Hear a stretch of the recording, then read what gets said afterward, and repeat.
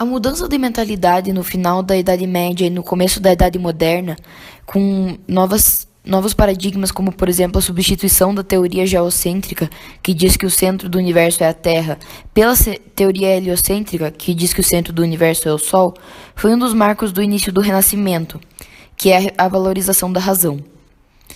O Renascimento é caracterizado pelo antropocentrismo, que é quando o indivíduo moderno coloca a si próprio no centro dos interesses e decisões, ou seja, ele se coloca no mesmo plano que Deus. Ao racionalismo, onde o poder exclusivo da razão de discernir, distinguir e comparar opôs-se ao critério da fé e da revelação. O saber ativo, que é o saber adquirido devido à aliança entre a ciência e a técnica, deve voltar à realidade para transformá-la. E o método?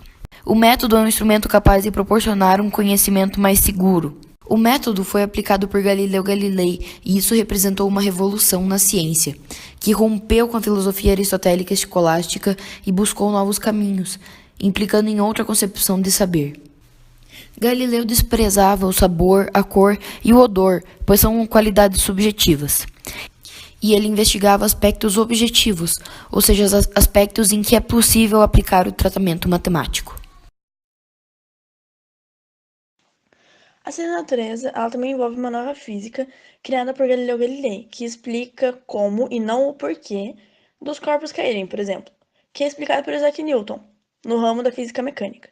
Na teoria do Isaac Newton, as coisas caem pela gravitação, por causa da gravidade, e a teoria estimulou o desenvolvimento da ciência. A ciência da natureza envolve a exploração do espaço que traz descobertas valiosas, como o Sol tem manchas, o universo é infinito, Júpiter tem 4 luas e a superfície da Terra é irregular.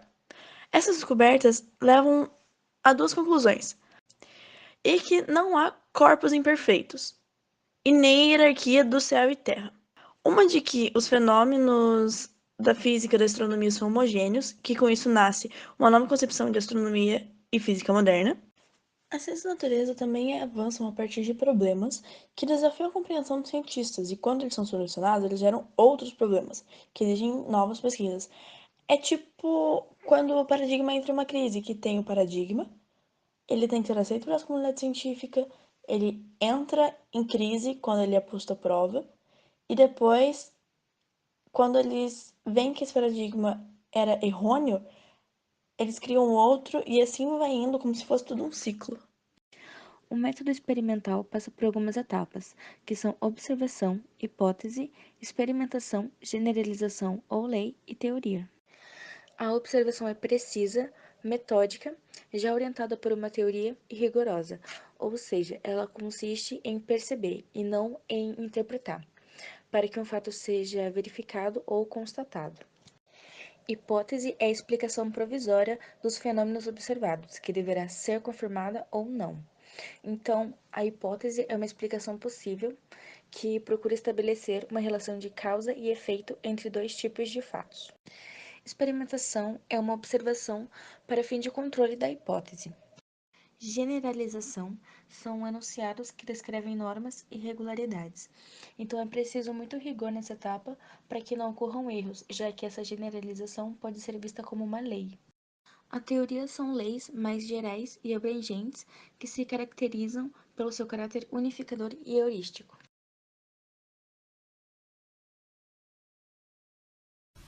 Após a nova concepção de astronomia e a física moderna se consolidarem, elas deram espaço para a constituição de outras ciências da natureza, como por exemplo a química, a biologia e a medicina.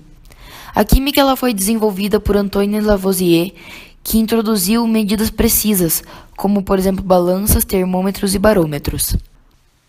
A biologia foi impulsionada por vários pesquisadores, entre eles Carl Linneu, que desenvolveu a sistematização dos seres vivos.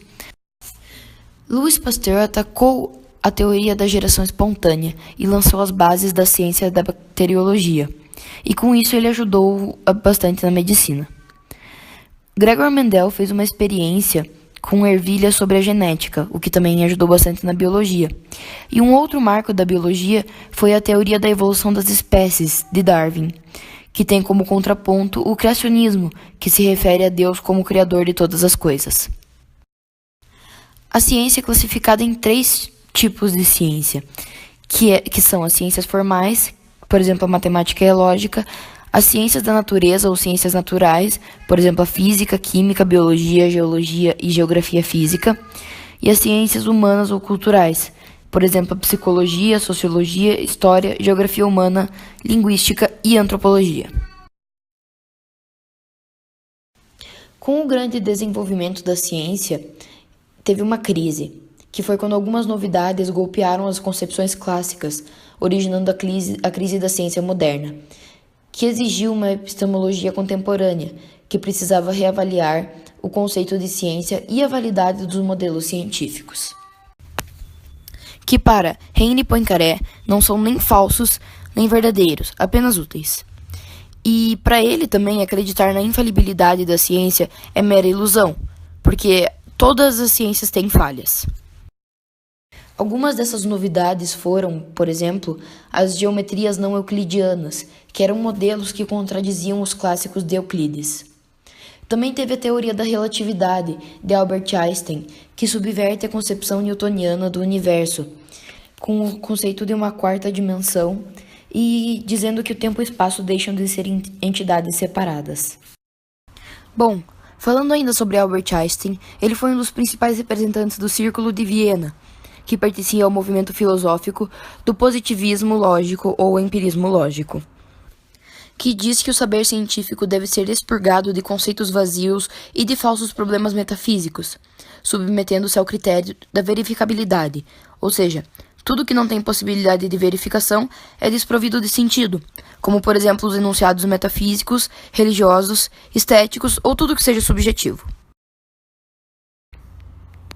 Karl Popper foi um filósofo que se separou do Ciclo de Viena, então propôs o princípio da falsibilidade ou refutabilidade, que diz que não podemos provar que uma teoria é verdadeira, mas podemos provar que ela é falsa.